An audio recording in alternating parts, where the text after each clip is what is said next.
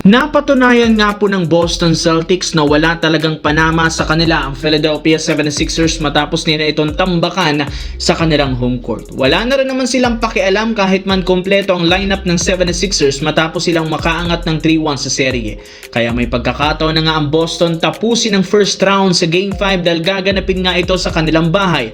At bago pa magsimula, mismong si Jaylen Brown ang nagsabi hindi nga nila sasayangin ang pagkakataong tapusin ang serye sa larong ito. Ipapagpatuloy pa rin naman nila ang ginagawang game plan at hindi sila magre-relax simula umpisa hanggang sa pagtatapos. Alam pa rin naman nila ang kakayahan ng 76ers lalo sina Joel Embiid at Tyrese Maxey. Natalo na rin naman sila nito ng daang Game 2 kaya sisiguraduhin nilang makakabawi sila sa Game 5 sa harap mismo ng kanilang mga fans. As of now, delegado ngang malaglag agad ang Philadelphia 76ers kapag natalo sila sa larong ito sa susunod na araw.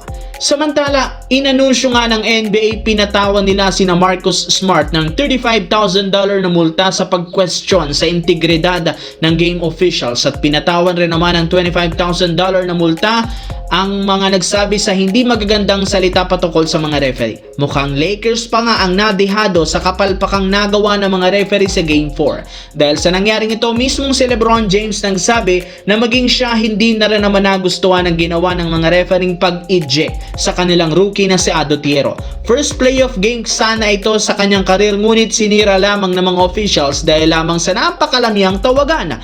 Kaya kailangan nga daw ng mga referee ayusin sa next game. Bukod dyan, inamin nito na opensa talaga ang naging problema sa pagkatalo ng Lakers sa Game 4 sa dami ng mga turnover. Bukod dyan, inamin rin naman ito na opensa talaga ang naging problema ng Lakers. Syempre, susubukan nila itong ayusin sa magiging Game 5 upang matapos na agad ang serie para makalaban ng OKC Thunder na sa ngayon pasok na sa semis. Samantala, nagkaroon nga sana mga idol ng tsansa ang Detroit Pistons na tablahin ang kanilang serye laban sa Orlando Magic sa Game 4. Ang problema, halos wala rin naman ng pinagbago ang galawan ng Pistons at hindi rin naman ganun kadesperado ang kanilang mga players na siyang rason bakit natalo pa sila 94-88. Bukod kina Cade Cunningham na nagtala ng 25 points at si Tobias Harris na merong 20 points, wala na rin naman silang ibang player nag-step up.